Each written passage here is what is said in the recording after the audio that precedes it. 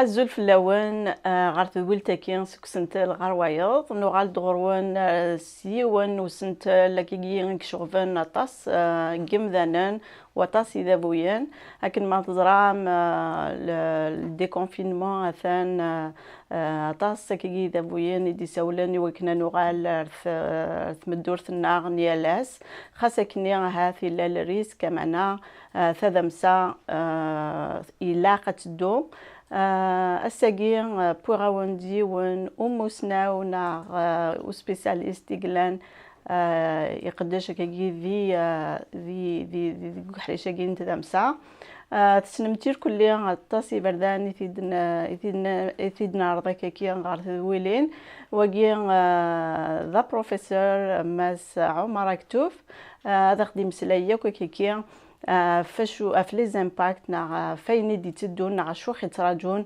ومن بعد الكوفيد 19 كيا هي هذا ديرا كيكيا هذا سينير انسو فيسك بروفيسور اكتوف ازول فلاك ازول فلاون لكن هذا تاسيغلان اكزران نا في تسميك كان بليك بروفيسور اكتوف ديوان وسلمى ديساويث HEC de Montréal.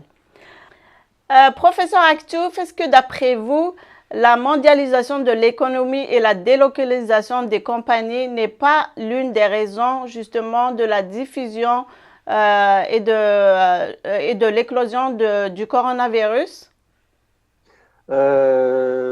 Bon, en tout cas, bonjour d'abord à toutes les personnes qui nous écoutent. Et Azul Filawan. Et j'aimerais, avant de commencer, partager une pensée émue pour la grande perte pour la Kabylie, pour la chanson universelle, pour la chanson kabyle, de ce grand aristocrate de la chanson universelle qui était Hamid Shariat, pardon, dit Idir. Alors voilà, donc c'est une perte qu'on mettra longtemps à oublier.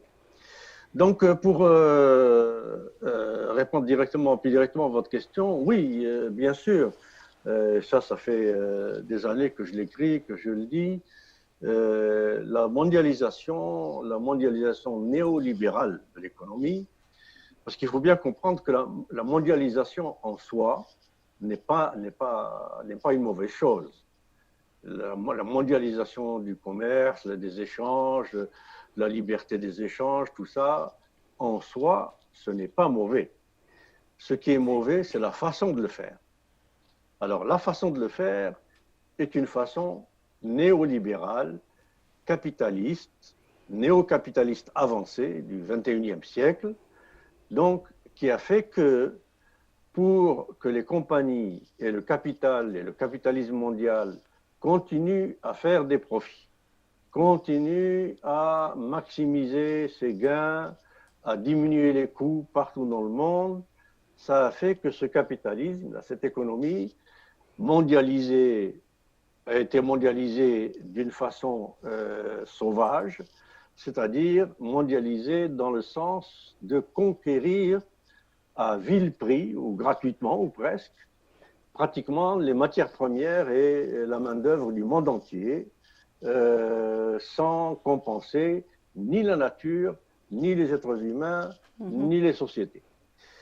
Donc ça, c'était dans un mouvement de désir de baisse des coûts de production. Parce qu'il faut savoir que ce capitalisme néolibéral, capitalisme libéral avancé du XXIe siècle ne peut plus survivre qu'en réduisant les coûts tous azimuts.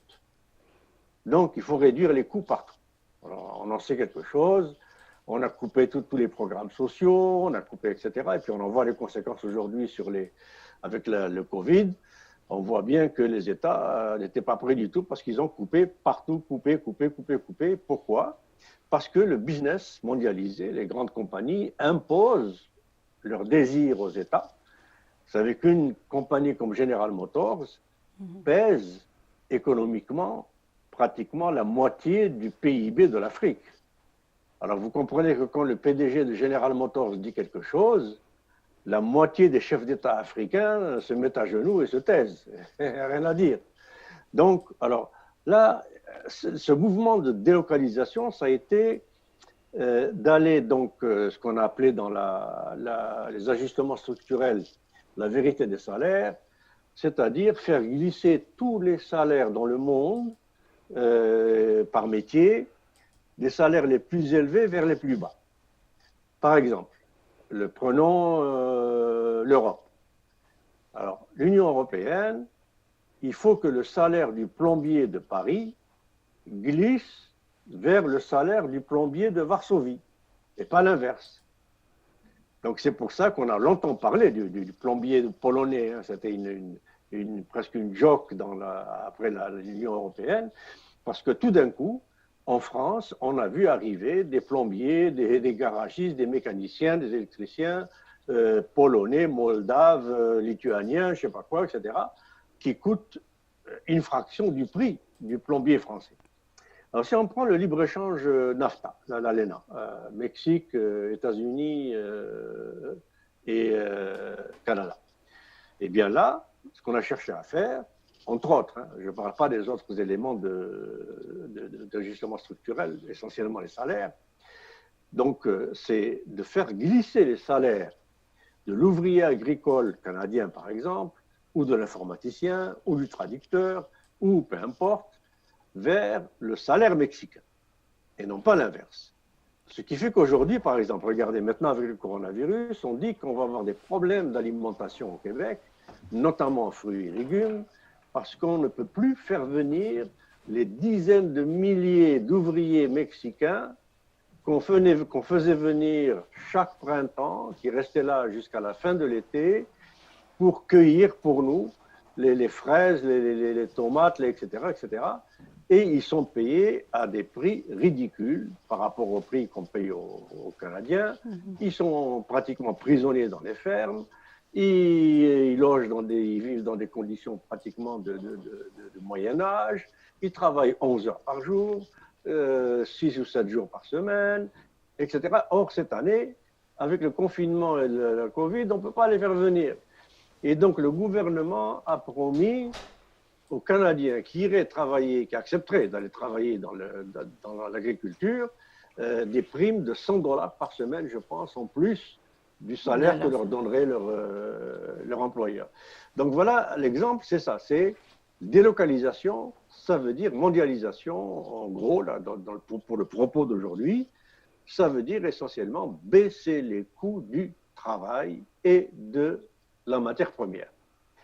Donc, ces deux combinés font qu'on fait des dégâts à la nature, de plus en plus, sans retenue et sans scrupule, et on fait des dégâts à l'être humain en le réduisant de plus en plus à une main-d'œuvre qui ne coûte pratiquement plus rien. Pour vous donner une idée, un t-shirt, un t-shirt un peu de luxe, disons en soie et en coton, fabriqué aux Philippines, ou en Chine, ou au Pakistan, ou au Vietnam. Ce sont ces pays-là qui sont aujourd'hui les ateliers du monde. Donc, ce t-shirt, fabriqué aux Philippines, par exemple, revient à quelque chose comme 80 sous le t-shirt, tout compris.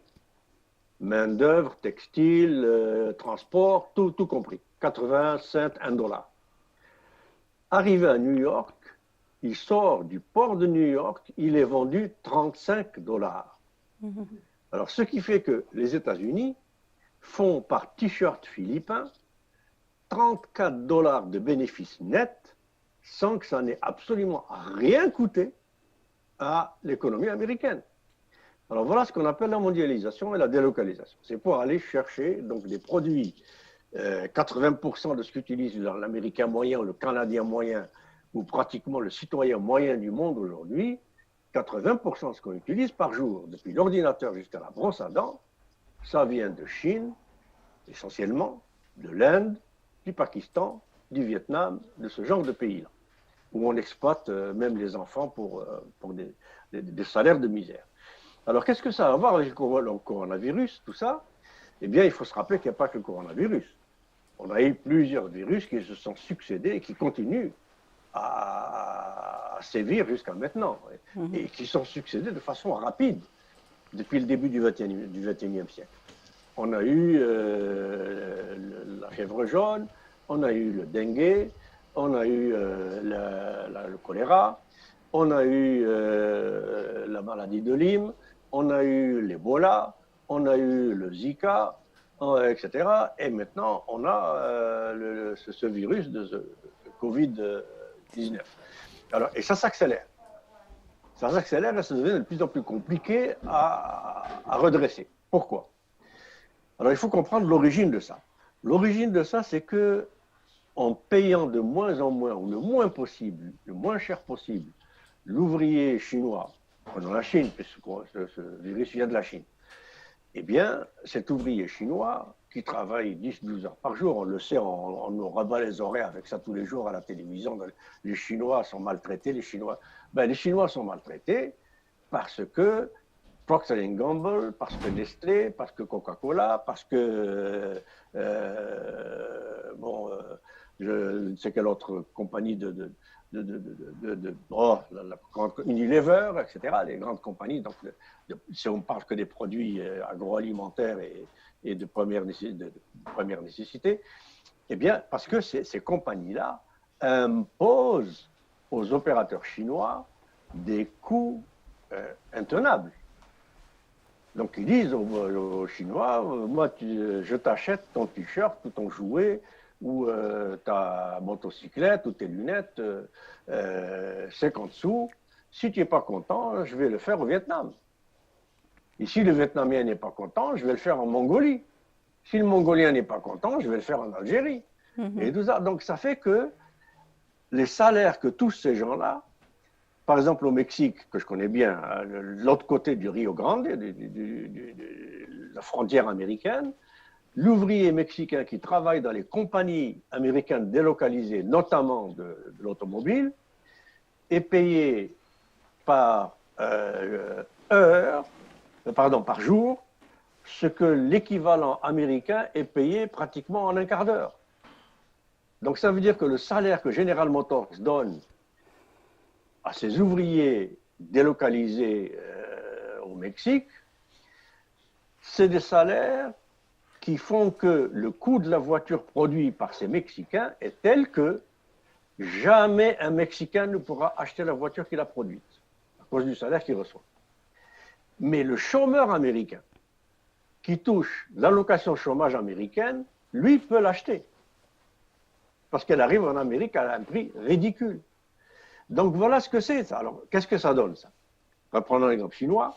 Ben, ça donne que, comme au Mexique par exemple, le salaire qui permettait il y a encore 5-10 ans à un ouvrier mexicain de l'état de Monterrey ou de León, la frontière américaine, d'élever une famille de 2-3 enfants, et bien maintenant, ce salaire ne suffit même plus à nourrir l'ouvrier lui-même. Donc plus ça va, plus la capacité, disons, de qualité de vie du salaire donné par les délocalisations se dégrade. Parce qu'ils doivent diminuer les coûts constamment.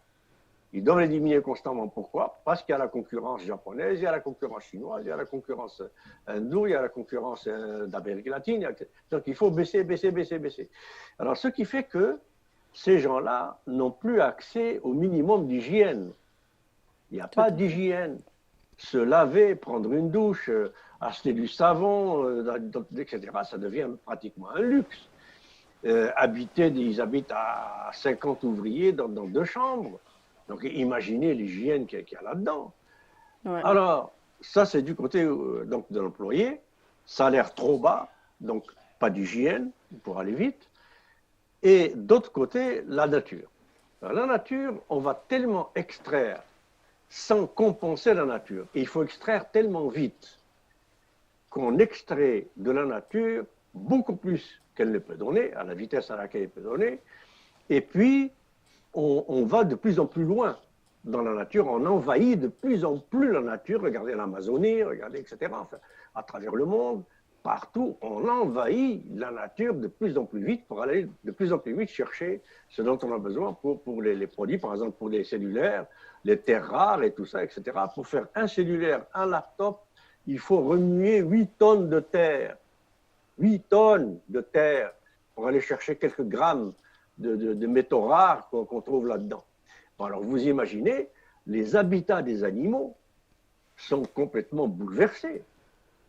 Ce qui fait que des animaux qui jusque-là, par la nature, étaient soigneusement séparés. Par exemple, la chauve-souris n'a aucune raison de se retrouver avec un pangolin ou avec une civette ou avec une belette. Ça n'a rien à voir. C'est deux écosystèmes de vie complètement différents. Et la nature fait qu'il n'y a aucune raison pour qu'ils se rencontrent un jour.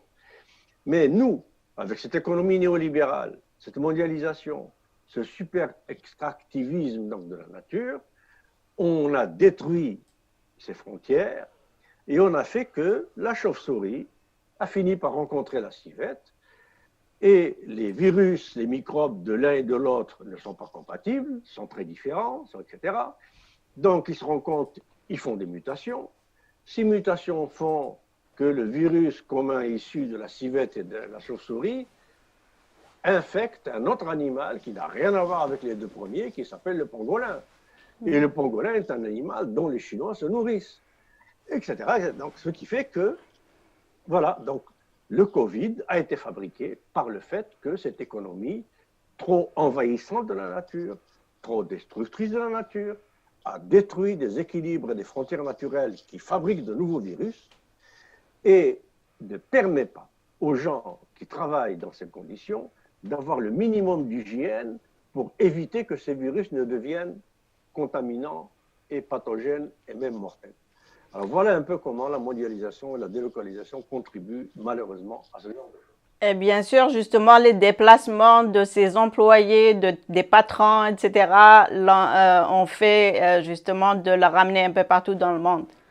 Bien sûr, c'est la mondialisation. C'est-à-dire en temps réel, le virus, à peine apparu à Wuhan ou je ne sais où, pratiquement le lendemain, il est à Paris. Il est à Paris, oui.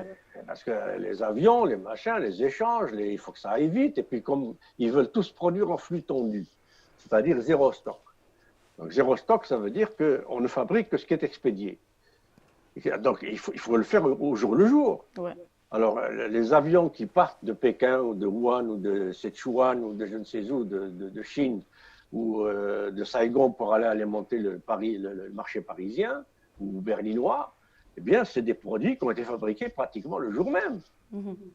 Donc, ce qui fait qu'un virus qui est apparu, par exemple, ce matin, eh bien, ce soir ou demain, il peut aller de Pékin à Paris, sans problème. Exactement. تنبرتيك مسكتو فمجيك تفهمض تمثلتك. Donc, professeur Aktouf, beaucoup de gouvernements ont mis justement la main à la poche pour sortir des sommes colossales pour venir en aide aux familles. Pas tous les gouvernements, malheureusement ou heureusement, je ne sais pas, mais le gouvernement canadien a fait beaucoup. J'aimerais justement, est-ce que vous pouvez nous expliquer d'où cet argent vient et comment ils font pour sortir des sommes comme ça pour venir en aide à l'économie avant tout, peut-être? Ben écoutez, il faut d'abord comprendre pourquoi les États aujourd'hui, que ce soit les États américains, canadiens, français, tout ça, partout, disent qu'ils n'ont pas d'argent. Et qu'on vit au-dessus de nos moyens, ils nous coupent regardez le système de santé canadien, comment il a été saccagé par le gouvernement Couillard, etc. Bon, et ça c'est un peu partout, hein, l'Angleterre, partout. Pourquoi?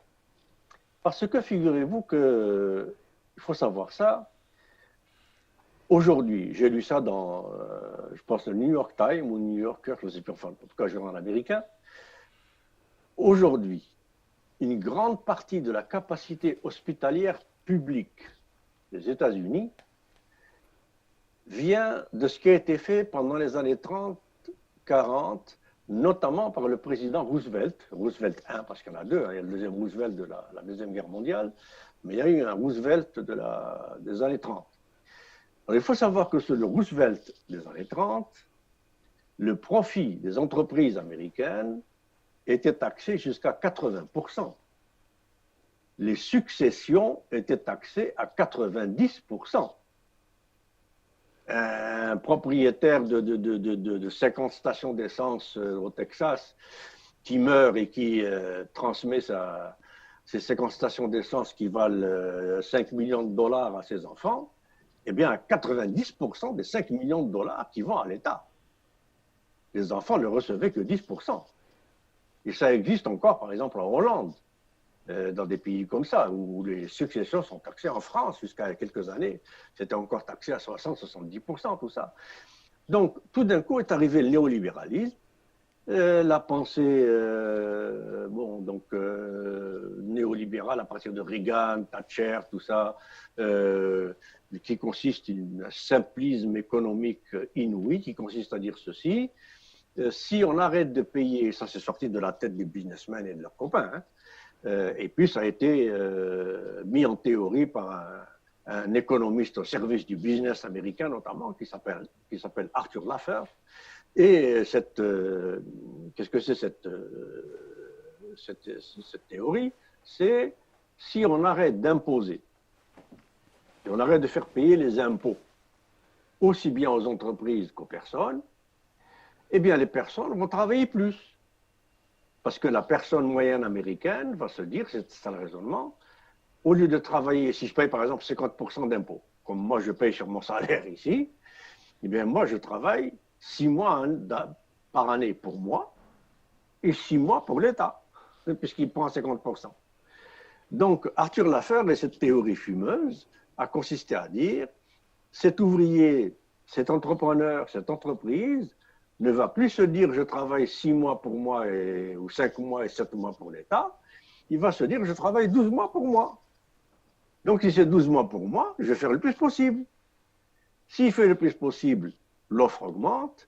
Si l'offre augmente, les prix baissent. Si les prix baissent, c'est à la portée de tout le monde. Si c'est à la portée de tout le monde vit mieux, etc. etc. Enfin, une espèce de théorie Papa Noël. Et tout d'un coup, ça culmine avec Reagan et Thatcher, fini les impôts, surtout pour les entreprises. Les banques, les entreprises, parce que le salarié est toujours imposé. Hein, parce que le salarié est imposé à la source. Il y a un minimum d'impôt qui est pris à la source sur le salarié. Donc, fini. Alors, quand vous enlevez ça, vous enlevez tout d'un coup, que ce soit à l'État français, à l'État canadien, à l'État américain, à l'État, etc., vous lui enlevez tout d'un coup 80%, 70% des moyens qu'il avait pour faire vivre la société. Alors, pour faire en sorte que ces compagnies et tout ça ne payent plus d'impôts, et on sait tout ce qui se passe avec les paradis fiscaux, on estime que dans les paradis fiscaux, il y a peut-être l'équivalent de 15-20% de l'économie mondiale. Si on compte les économies informelles, ça peut aller jusqu'à 40-50%. L'économie formelle, c'est l'économie de la mafia, l'économie invisible, le trafic, le trabando, tout ça, etc. Bon, la monnaie qui ne rentre pas dans les banques, tout ça. Donc, c'est énorme, c'est absolument énorme. Ce qui fait que tout d'un coup, les États se sont retrouvés sans moyens. Et sans moyens, qu'est-ce qu'ils font? Comme ils ne peuvent pas taper sur le patron de General Motors, le patron de General Electric, le patron de Vivendi, etc., etc., ils font comme toujours, ils tapent sur le plus pauvre. Alors, on coupe l'éducation, on augmente les frais de scolarité, on augmente le coût de la médecine, on privatise la médecine, on privatise l'éducation, on privatise les autoroutes, on privatise les municipalités, on privatise l'eau, etc., etc., etc.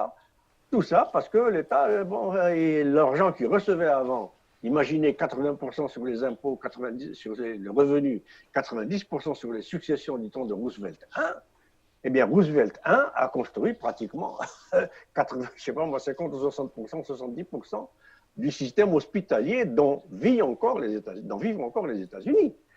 Bon, donc, alors voilà pourquoi on nous chante cette chanson des États pauvres. Les États sont pauvres parce qu'il n'y a plus d'État, il n'y a que des comités de gestion des classes dominantes. Donc l'État américain, ce n'est pas un État, c'est le comité de gestion de General Motors, de Ford, de General Westinghouse, de JP Morgan, de Wall Street, etc., etc. Le Canada, la même chose. Pourquoi est-ce que M. Trudeau ne veut pas trouvent tant de problèmes à imposer les GAFAM. C'est-à-dire Google, Amazon, etc., Netflix, tout ça, qui font de l'argent, mais par dizaines, centaines de milliards, qui sont en train d'affamer la culture ou les produits culturels canadiens. Et il dit non, pourquoi? Ben, tout simplement parce que ces compagnies sont tellement puissantes qu'elles peuvent, avec la puissance qu'elles ont, faire débarquer le Parti libéral et mettre à sa place le parti qu'ils veulent. Ouais. C'est tout. Donc, les États deviennent des comités de gestion de l'argent dont ils dépendent pour garder le pouvoir. Alors, ça, il faut comprendre donc, ce premier point. Alors, le deuxième point, c'est que maintenant, l'argent qu'ils sont en train d'utiliser, tout d'un coup, ils en trouvent. Alors, moi, je pose une question un peu à tout le monde, comme ça, pour bien se fixer les esprits. Où sont les millionnaires, les milliardaires, les compagnies, les riches, les banques, le marché, la bourse, tout ce qui est supposé faire le bien-être de l'humanité d'après la théorie économique néolibérale? Ils sont où? Est-ce qu'on a vu le patron de, je sais pas moi, de Westinghouse ou de Chrysler ou de machin venir signer des chèques pour dire voilà, je donne de l'argent aux gens qui perdent leur emploi, aux gens... Ils sont où? Alors quand il s'agit d'aller à la soupe, quand il s'agit d'aller bouffer, on les voit partout. Et on les applaudit, et on les remercie. Mais quand il s'agit de sauver l'humanité et la planète, on ne les voit plus. C'est fini. Donc ils sont là pour faire de l'argent. Et quand il s'agit d'utiliser cet argent pour vraiment le bien-être de la majorité, ils ne sont plus là. Et qui est-ce qu'il y a? Il y a les États. Alors ceux qui ont sauvé l'économie mondiale, par exemple, à la crise de 2008, c'était les ouvriers et les États. Pourquoi les ouvriers? Parce que tous les syndicats, notamment aux États-Unis, ont accepté de baisser leur salaire de 10, 20, 30, 40%. Et les États, parce que les États américains ont imprimé 15 000 milliards de dollars pour sauver Wall Street. Ouais. Ils ont remboursé, ceux qui ont créé la crise, ils les ont remboursés, ils ont renfloué, plus que renfloué. Bon, donc, ce qui fait que, aujourd'hui, cet argent que ces États sont en train de sortir comme par magie, hier, ils n'en avaient pas, tout d'un coup, ils ont... Avant-hier, Justin Trudeau n'avait pas un sou pour quoi que ce soit. Maintenant, il a tout d'un coup 240 milliards à sortir pour... Bien, ça, c'est la planche à billets, c'est tout. C'est-à-dire qu'ils font imprimer, et en plus, c'est gravissime, parce que les États, comme le Canada, les États-Unis, même la France avec la BCE, avec l'Union européenne, tout ce qui s'ensuit, il n'y a plus de banque centrale qui est rattachée à l'État et qui dépend de l'État. Donc, ce ne sont pas les États. La Banque fédérale américaine, par exemple, est une banque privée qui appartient à ceux qui ont provoqué la crise de 2008. C'est-à-dire les Rothschild, les machins, etc., etc. C'est ceux qui ont créé la crise. Les JP Morgan, les Lehman Brothers, les Goldman Sachs, tout ça. Ce sont eux les propriétaires de la Banque fédérale américaine. Et c'est sur ordre du secrétaire du Trésor, c'est-à-dire du ministère des Finances, dont toujours le patron est un vice-président de Goldman Sachs, ministre des Finances des États-Unis, c'est toujours quelqu'un, depuis des années, qui vient de Goldman Sachs. Alors vous imaginez un ministre des Finances qui a été vice-président de Goldman Sachs, quelle politique financière il va faire pour les États-Unis? Il va faire une politique financière pour enrichir Goldman Sachs. C'est évident. Donc, alors, ce sont ces gens-là qui ont, sur ordre du ministère du Trésor, qui est un représentant de Wall Street, imprimé 15 000 milliards de dollars par la Banque fédérale, qu'il a prêté au gouvernement américain, qu'il a rendu à ceux qui ont créé la crise, et qui doit maintenant le rembourser à ceux qui ont créé la crise avec intérêt. Est-ce que c'est une solution à la crise? Mais bien sûr que non. Mais ça, c'est l'argent qui tourne. C'est pour vous dire à quel point ce système financier est devenu fou. Ça veut dire que non seulement la crise de 2008 et d'aujourd'hui, sur le plan économique, financier, c'est du pareil au même. Donc la crise de 2008, non seulement on a, comme le dit Joseph Stiglitz, l'ex-patron de la Banque mondiale et prix Nobel, il dit les États n'ont pas sauvé les victimes de la crise de 2008, ils ont récompensé les pyromanes. Ils ont payé ceux qui ont mis le feu. Ils n'ont pas sauvé ceux qui ont été victimes de l'incendie, ils ont payé, remboursé ceux qui ont mis le feu. Alors c'est ça que ça veut dire.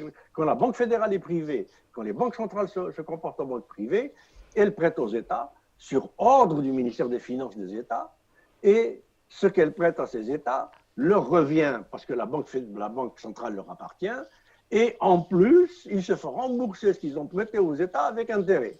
Alors regardez un peu cette folie où on va là. Bon, donc cet argent maintenant que Justin Trudeau et partout, Macron, tout ça, ils sortent des dizaines et des centaines de milliards de dollars comme des lapins de chapeau, bien c'est des ordres donnés aux banques pour imprimer de la monnaie. Et cette monnaie, par exemple, sert à acheter des bons du trésor canadien ou des bons du trésor français, ou etc. Ou des bons. Et ces bons du trésor, c'est quoi? C'est des titres qui vont dans les banques privées et qu'un jour, l'État canadien et l'État français devra payer à ces banques pour l'argent qui va être utilisé pour les renflouer, puisque cet argent va aller dans quoi? Dans les salaires, dans la consommation, dans l'emprunt. L'emprunt intérêt, etc. Donc vous voyez, cet argent, il tourne, et il se retrouve toujours dans les mêmes mains, dans les banques.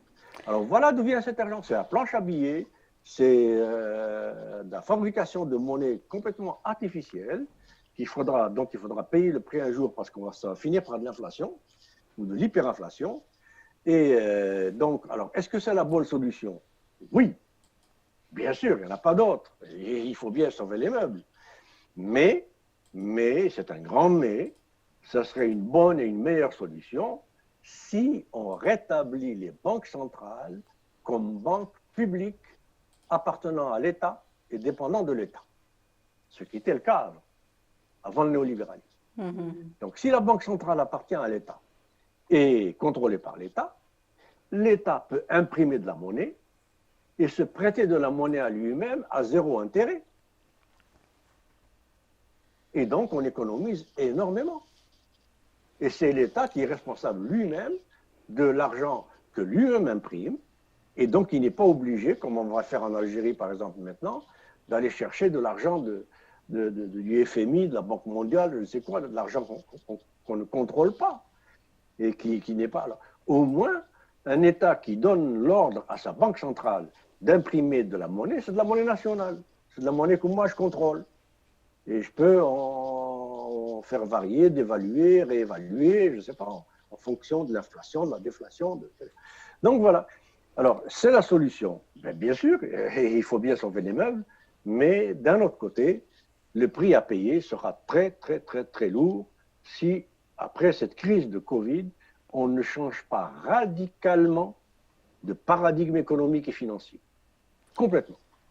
Pouvez-vous nous expliquer justement qu'est-ce qui nous attend, nous, comme conséquence et impact? Oh, ben voilà, ben ça découle du même raisonnement, si vous voulez, ou de la même question. Bon, les impacts immédiats, ben, ça va être un peu, malheureusement, comme la crise de 1930. Déjà, les chômeurs aux États-Unis se comptent par dizaines de millions. Au Canada, la même chose, c'est des millions et des millions de gens qui n'ont plus de travail. L'agriculture ne suit plus, les transports ne suivent plus, l'éducation ne suit plus, la santé ne suit plus, etc., etc. Alors, tout ça va faire que on va retourner quasiment à l'état de l'économie du monde de la Deuxième Guerre mondiale. C'est-à-dire ce qui s'est passé pendant la grande crise de 1930. On va voir des famines terribles apparaître un peu partout, même dans les pays développés.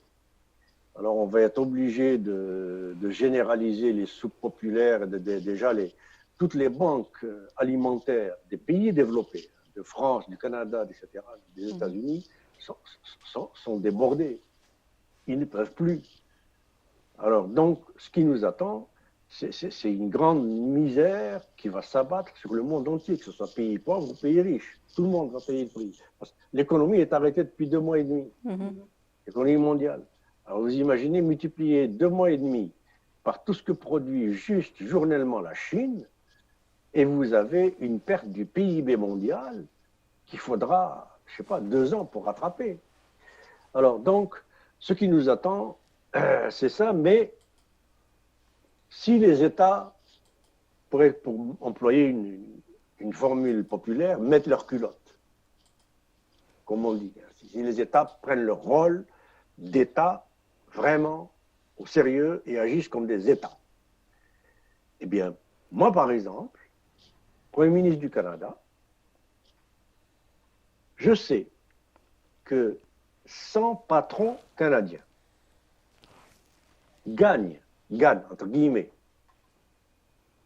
le 1er janvier à midi de 2021, 1er janvier à midi, ils ont gagné plus que ce que gagne une famille moyenne canadienne en un an. Chacun.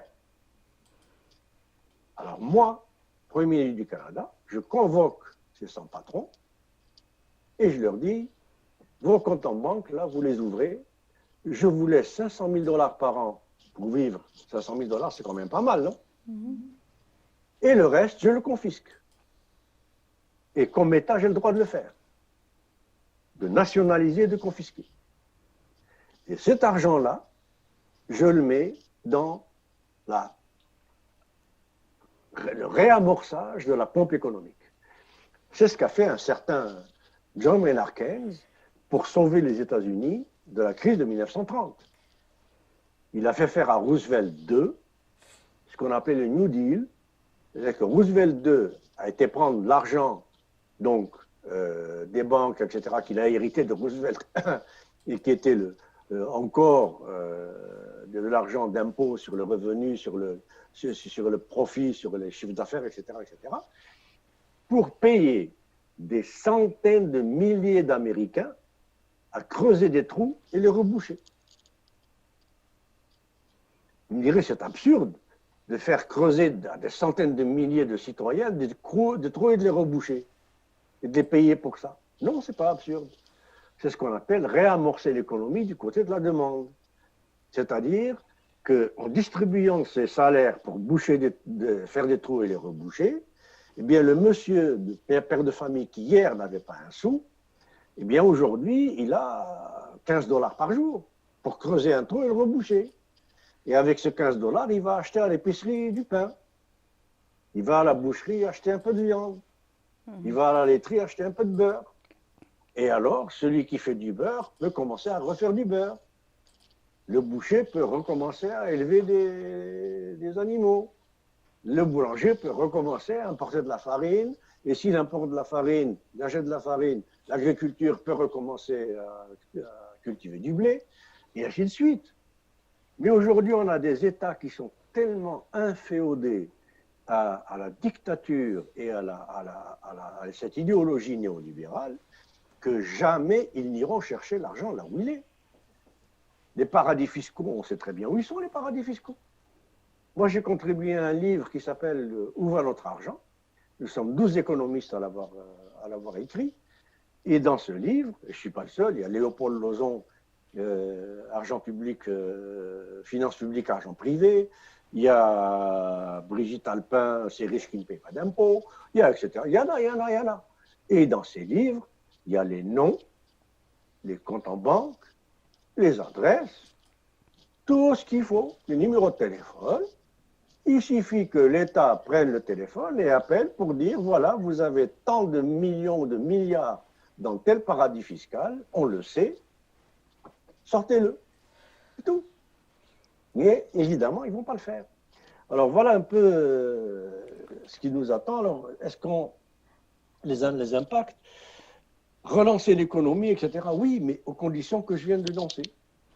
Et avec quel principe? principe? C'est sûr, mais aux conditions que je viens d'énoncer, c'est-à-dire changer complètement ce paradigme qui consiste à croire et à dire et à faire croire ce qu'une journaliste du Devoir a appelé la dictature des écoles de gestion. et je suis entièrement d'accord avec elle. C'est la dictature des écoles de gestion qui sont les porte-paroles de l'économie néolibérale dominante qui ont fait que nos hôpitaux sont dans l'état où ils sont. Parce qu'on a voulu faire gérer les hôpitaux avec M. Barrett comme on gère un garage de Toyota. Mais un hôpital, ce n'est pas un garage de Toyota. Ça n'a rien à voir. Bon. Donc, on change complètement de paradigme et de vision de l'économie. On change complètement la logique de l'économie néolibérale et on fait de l'État l'un des principaux intervenants de la relance économique qui fait des entreprises, non pas des entités indépendantes, free for all, libres de tout faire, faire ce qu'elles veulent, comme elles veulent, le maximum, là où elles veulent. Non. Faire des entreprises comme au Japon, comme en Allemagne, comme en Scandinavie, etc. Faire des entreprises comme en Malaisie, des instruments de relance et de développement de l'économie et du bien-être national, incluant l'éducation, la santé, le transport, etc., etc. Avec quel principe, justement, la relance va avoir lieu? Alors, j'espère qu'elle aura lieu avec le principe que je viens d'énoncer. Parce que si jamais, ce que je crains, c'est qu'on va encore reconduire avec les mêmes principes. Alors, les mêmes principes, qu'est-ce que c'est? Ce qui va se passer, c'est que, de toute évidence, après la crise du Covid, le monde, déjà, la France est paraît-il, aussi pauvre qu'au lendemain de la guerre de 1945. Vous imaginez les dégâts. C'est gravissime. Bon. Donc, alors, j'ai bien peur que ces États qui vont se retrouver tout d'un coup, ces économies, avec des déficits mais énormes, colossaux, j'ai bien peur qu'ils réagissent avec le réflexe habituel de ce qu'on appelle l'austérité. C'est-à-dire couper encore plus dans le peu qui reste qu'on donne au peuple, couper encore plus dans l'assurance chômage, couper encore plus dans le bien-être social, couper encore plus dans les infrastructures, couper encore plus dans l'éducation, rendre toute l'éducation privée comme aux États-Unis. Aux États-Unis, pour étudier, il faut être millionnaire. C'est tout. Vous n'êtes pas fils de millionnaire, vous n'étudiez pas. Pour se faire soigner, il faut être milliardaire. C'est plus millionnaire, c'est milliardaire. Bon, alors j'ai bien peur. Alors si jamais on fait ça, c'est la fin du monde. Si les États vont vers des solutions de type austérité, de type coupure, de type économie de raclure, de bout de chandelle, pour maintenir les riches riches et le 1% de cette planète possédant la moitié de la planète, eh bien, ça sera la fin de la planète. Justement, d'après vous, Massaktouf, comment vous voyez l'ordre mondial après le Covid-19? Alors, ça découle un peu de ce que je viens de dire. L'ordre mondial après la Covid-19, paradoxalement, j'ai un certain espoir parce que aujourd'hui, une grande partie du savoir-faire et une grande partie du savoir est dans des pays qui sont plus ou moins éloignés de l'idéologie néolibérale. Je commence par Cuba. 80% des Cubains sont des savants. Ouais. L'éducation cubaine est telle que 80%, vous allez à La Havane, vous avez un chauffeur de taxi qui est docteur en astrophysique. Alors il travaille toute la semaine dans son bureau d'astrophysique, mais comme les salaires à Cuba c'est très pauvre, mais comme ils sont collectivistes, socialistes, entre guillemets, le peu qu'ils ont, ils le partagent. Donc, le docteur en astrophysique ou le super professeur de médecine, il a à peu près le même salaire qu'un plombier ou un garagiste. Donc, ce docteur en astrophysique, ce professeur de médecine, la fin de semaine, il complète son revenu comme chauffeur de taxi.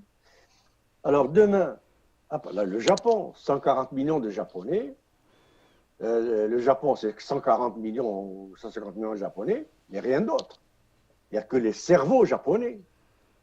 La Russie, que Poutine a relevé, après Poutine, d'une manière, après Eltsine, Poutine a relevé en 15 ans la Russie d'une façon spectaculaire. La Chine, or, tous ces pays-là, bon, plus ou moins l'Inde, etc., or, tous ces pays-là sont des pays qui ne sont pas imprégnés, qui ne sont pas prisonniers de l'idéologie néolibérale, en particulier la Chine. Premier point. Deuxième point, le savoir-faire. Les ateliers du monde, aujourd'hui, c'est la Chine, c'est l'Inde, c'est le Pakistan, c'est le Vietnam, c'est Cuba pour beaucoup de choses, notamment pour des médicaments révolutionnaires, pour les médecins. Est-ce que vous savez que la France a fait appel à Cuba pour envoyer ses médecins dans les Antilles pour sauver les Français dans les Antilles? C'est des médecins cubains et russes qui ont été soignés les Italiens. Bon, alors, c'est là que j'ai un espoir, moi, c'est que ces pays-là qui n'ont pas l'idéologie néolibérale et qui ont aujourd'hui le know-how et le know, le savoir et le savoir-faire, donc les ateliers du monde. Écoutez, je ne sais pas moi, je ne sais pas si en France ou au Canada ou aux États-Unis, on sait encore faire des pneus. On les achète du Vietnam et de la Chine et de l'Inde. On ne sait plus en faire. Je ne sais pas si on sait encore faire des t-shirts ou des chaussures ou des bicyclettes ou des mobilettes, je ne sais pas. Bon, donc, ces pays-là, si ce nouvel ordre économique n'est pas pris par des actions violentes, quelque chose que je crains, c'est que les États-Unis et l'Occident, sachant que le savoir et le savoir-faire n'est plus dans leur camp, la science non plus. Regardez la Chine, ils ont atterri dans la face cachée de la Lune, ce qui est un exploit que personne n'a jamais réussi à faire. Ils viennent de lancer les premiers modules de la construction d'une station spatiale chinoise pendant que l'Occident est en train de détruire la sienne. Bon, donc, ma crainte, c'est que les États-Unis et l'Occident et l'OTAN, avec ce fou de Washington, n'utilisent l'arme de l'OTAN, l'armée, pour freiner une fois pour toutes l'ascension chinoise, russe et indienne, entre autres. Ce sont les trois puissances qui sont en train d'émerger. Et l'Iran, bien entendu. Bon, on sait ce qui se passe, ce qu'ils font en Iran. Donc, s'il n'y a pas ça, s'ils n'utilisent pas les armées pour neutraliser ces pays, eh bien ces pays-là vont faire émerger un nouvel ordre mondial, un nouvel ordre économique, basé sur une toute autre conception du produit, du service, de l'entreprise, du citoyen, etc., etc., etc. Alors il faut que les gens comprennent que la Chine, quand même, c'est le résultat de 80% de politique communiste. Si la Chine n'existait pas, le capitalisme serait mort. C'est la Chine qui sauve le capitalisme et pas l'inverse. Grâce au hyper bas prix chinois, le capitalisme peut continuer à survivre. Imaginez s'il n'y avait pas les hyper bas prix chinois, qui sont le résultat de quoi? Qui sont les résultats du fait que l'économie chinoise est centralisée et dirigée par le comité central du Parti communiste chinois, elle est régionalisée, elle est contrôlée à la fois par le parti, par les ouvriers, par les syndicats et par les patrons, ce qui fait que, comme au Japon, les produits, les services sont les résultats d'une synergie énorme entre les cerveaux et la complicité et l'entraide et la coopération, que ce soit de patrons, de syndicats, de partis, d'ouvriers, etc., qui font que très vite ces produits sont devenus de camelote. Il y a 10 ans, 15 ans, la Chine faisait de la camelote. Les produits chinois ne valaient rien. Ben, comme les Japonais, en 10-15 ans, ils font les meilleurs produits du monde. Bon, donc, alors, si on arrive à ce que l'on évite que l'Occident utilise ses armées pour maintenir sa prédominance sur le monde, eh bien la prédominance sociale, économique, etc., qui va venir, ça sera celle qui viendra de Russie, de Chine, de Cuba, de l'Inde, etc., et qui est une façon de voir autrement différentes que le néolibéralisme. Par exemple, la Chine, ou même la Russie, ils ont tablé sur quoi vous savez, en 1924, quand a commencé la marche de Mao, ou quand a commencé la nouvelle économie politique de Lénine en Russie, la Russie et la Chine, c'était la préhistoire. Haïti, pardon, était plus riche que la Chine. Il n'y avait rien. Quand Mao a dit « je vais me battre pour un bol de riz par jour par Chinois », c'était pas de la blague. Mais dans quoi ils ont investi? Et les Russes aussi d'ailleurs. Ils sont passés du moujik à Gagaline. Plus vite que les Occidentaux. Pourquoi? Parce qu'ils ont investi massivement dans la seule richesse, qui est la vraie richesse des nations, c'est le cerveau de son peuple.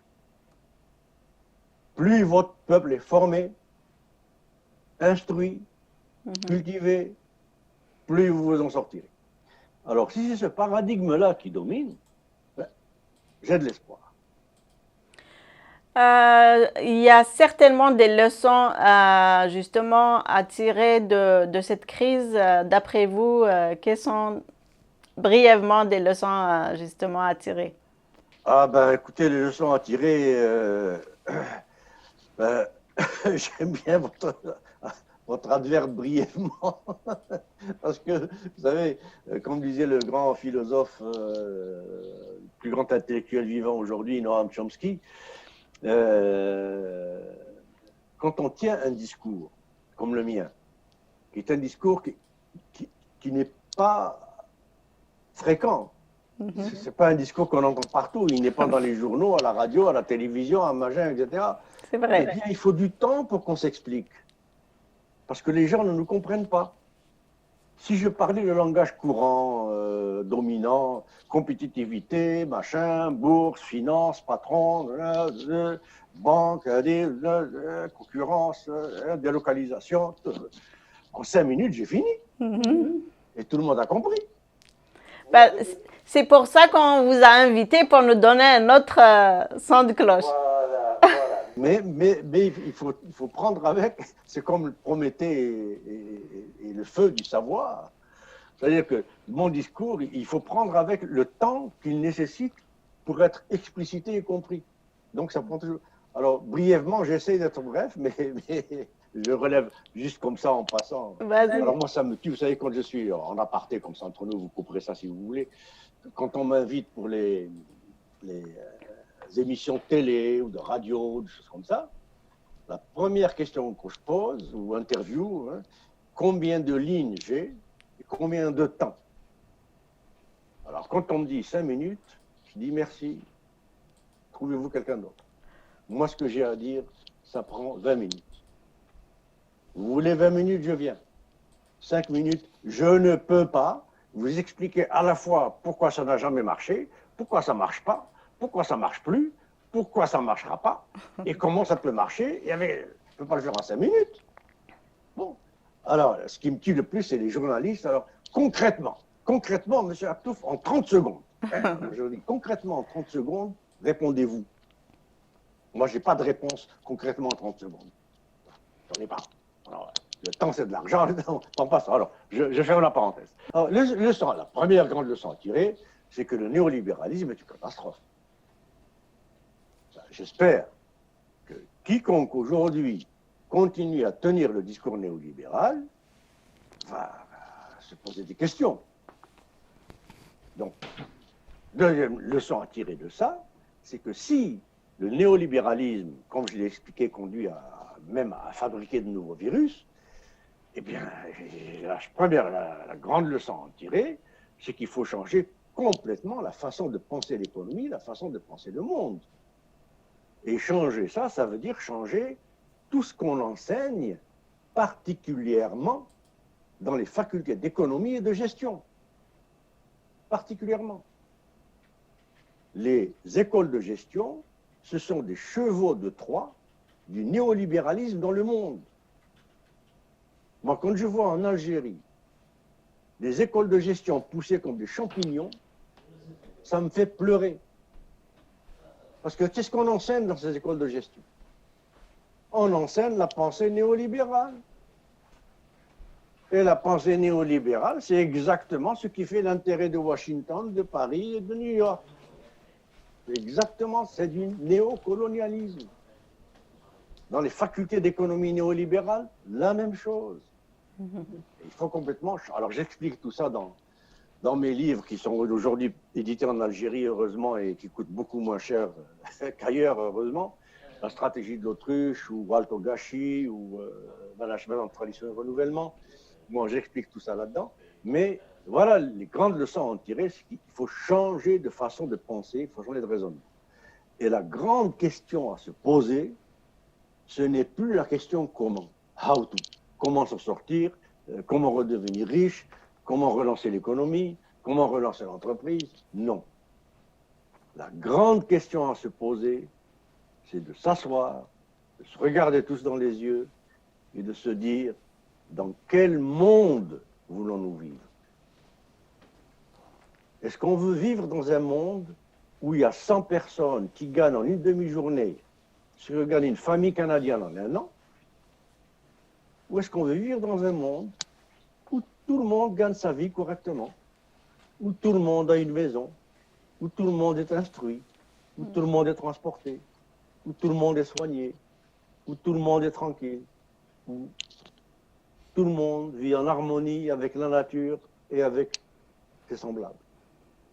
Alors, quel monde on veut? Et à partir de cette question, fabriquer la théorie économique et la théorie managériale qui va préparer ce nouveau monde.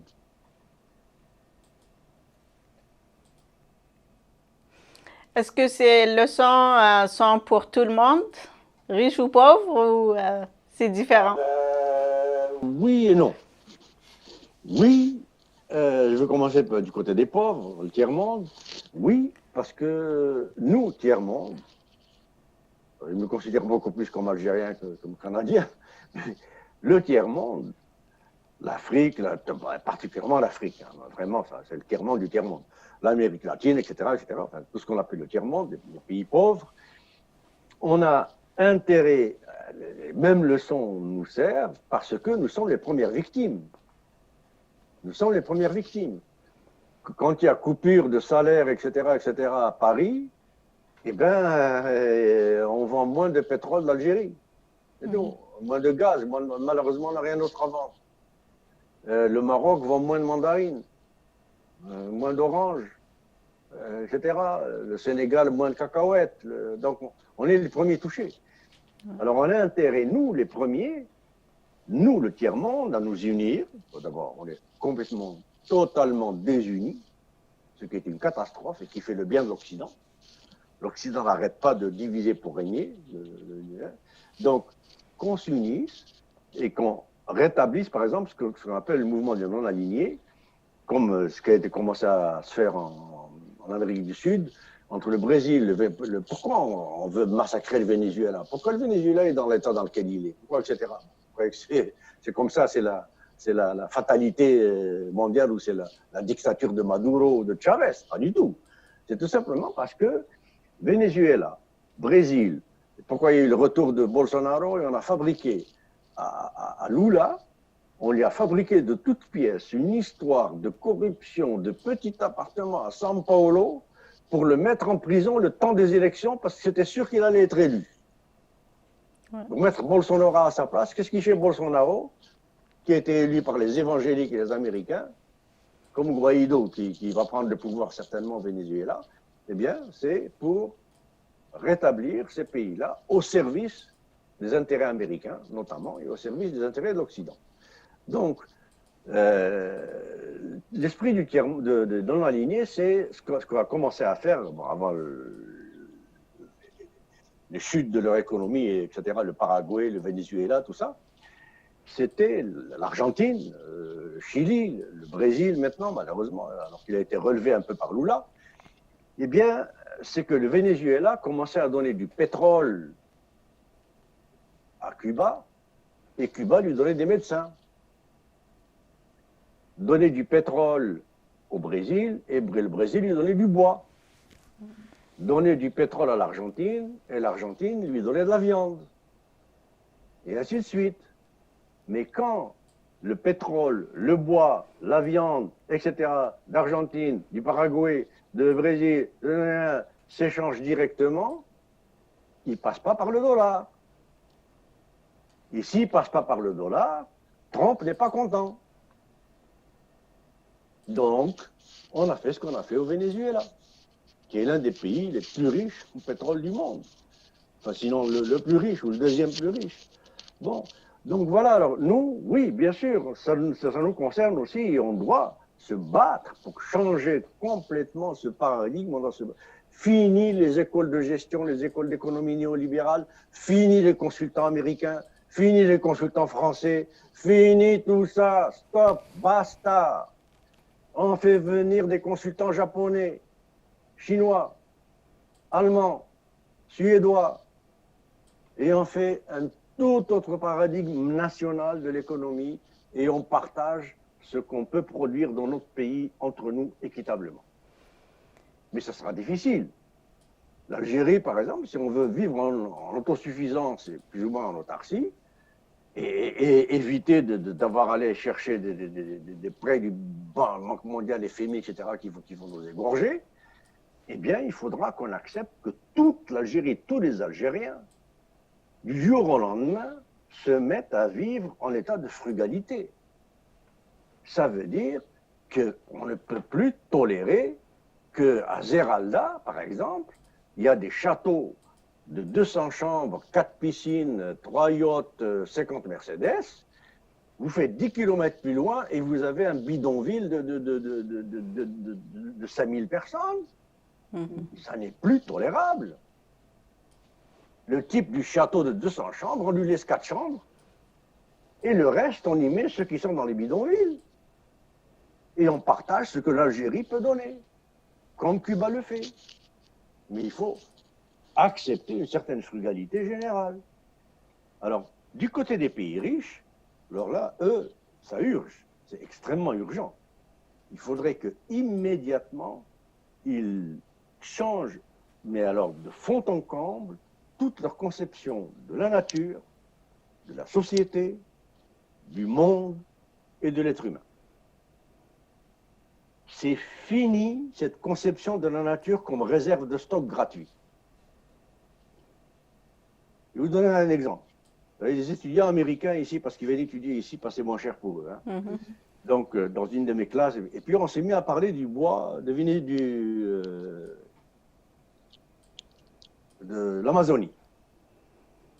Et il y a un étudiant américain, qui dit, oui, mais pourquoi, qu'est-ce qu'ils font pourquoi l'Amazonie, qui est la plus grande forêt du monde, elle appartient juste à un pays, c'est pas juste, c'est pas normal.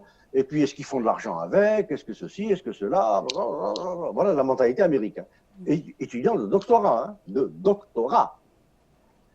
Et je leur dis, bon, mais écoutez, l'Amazonie, c'est quand même le dernier poumon du monde, les conséquences sont graves, les réactions en chaîne, on ne sait pas ce que ça peut donner.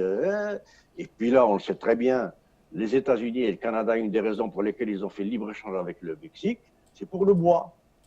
Parce qu'on construit beaucoup avec du bois. Il n'y a plus de bois pour construire au Canada. Il n'y a plus de bois pour construire aux États-Unis. Donc, on va chercher le bois mexicain. Et vous savez ce que me dit un étudiant? J'ai dit, bon, quand il n'y aura plus de bois mexicain, vous irez. Ben, un étudiant américain lève la main et me dit, ben, on va en Colombie. Il y a plein de bois en Colombie. Et après la Colombie, tu vas où? Sur la Lune? Alors voilà le raisonnement que doit changer l'Occident, les dominants. Arrêtez de penser, d'enseigner que cette nature, c'est un stock infini, gratuit. C'est pas ça. Arrêtez de penser que la société, c'est un stock de ressources humaines dont il faut baisser les coûts pour enrichir les riches. Arrêtez de penser que les riches font les biens de l'humanité, ce n'est pas vrai. Chaque dollar avec lequel s'enrichissent nos plus riches est une destruction de la nature et de la société humaine. Bon, alors, c'est toute cette façon de penser le monde, l'univers, etc. Donc, je reviens à cette question. d'ailleurs qu'a posé, je pense, la présidente de la Commission européenne, quand on lui a posé la question, Madame, quelle économie, enfin à peu près la même, elle a répondu, la question n'est pas là. Je pense que c'est une Danoise, il me semble, enfin je ne me rappelle plus. La question n'est pas là, la question est de se demander dans quel monde nous voulons vivre. Donc on boucle la boucle. Well. Espérons justement qu'on va tirer des bonnes leçons, que les gouvernements tirent des bonnes leçons parce que nous, on ne peut rien faire. Ah ben, on peut Bon, chacun à son niveau. Moi, à HEC Montréal, dans mes cours, je dis à mes étudiants, faites absolument tout, sauf ce que je vous enseigne. Tout ce qu'on vous enseigne dans cette école, faites le contraire. Alors, chacun à son niveau, essayons. Votons Québec solidaire. Arrêtons de voter libéral et machin. Votons NPD. Votons... Bon. Parfait. Donc, de mon côté, j'ai fini mes questions. Je ne sais pas si vous voulez ajouter quelque chose. Ah ben, le dernier mot que je devais... en dernier mot, c'est juste pour dire un énorme merci d'abord à vous, TQ5, tout ça, pour me donner cette occasion et pour tout ce que vous faites. Vraiment, vous faites un énorme travail de pédagogie et d'éveil des consciences. Et ça ne sert pas qu'à Mazir, ça sert, j'ai des échos d'un peu partout, de mes anciens étudiants, tout ça, qui font circuler les vidéos et tout. Et donc aussi pour annoncer, comme on en a parlé, qu'à la demande de beaucoup de gens, comme le webinaire que j'ai fait la semaine dernière sur l'économie, l'analyse économique dans le temps long, les raisons pour lesquelles l'économie a échoué aujourd'hui. Donc c'est ça le titre. Et les grandes lignes, c'est qu'est-ce qui fait que depuis Aristote, le temps long, on va aller depuis Aristote jusqu'à aujourd'hui, qu'est-ce qu'on a fait de travers pour qu'on aboutisse aux catastrophes dans lesquelles on est, alors qu'on devrait être en bien meilleures conditions qu'au temps d'Aristote, avec les moyens qu'on a. Donc cette conférence-là, donc à la demande de beaucoup de gens, je vais la refaire donc dimanche prochain, 14h, avec TQ5. Et ça sera donc, puis qu'on veut se brancher, se branchera, et puis après, ça sera diffusé. Voilà, merci beaucoup, et puis au plaisir de coopérer à nouveau. Merci beaucoup d'avoir accepté notre invitation, et c'était un plaisir. Donc كيكت ولام مسعو مركتو في زعان يتخبيم ماشيك نتخميم ليوك لعبات ما تفغام استسلم ناغ تفغام التقسيم ذي ثويل تجاخذ من ذي تيكو 5 الحد ادي تدون في الزوج نتمديث زمرم كيجي اتستفام لاباج فيسبوك يوكينا دانونسين جوستومون لا كونفيرونس كي اخذ من الحد ادي تدون وقبل هذا كفور وكان ولاد نكينيا استرحمة غاف يدير إيميا يجايا ثنميرت نوان ندنو غال ذي ذويلين ثياض تباثنا ثنميرت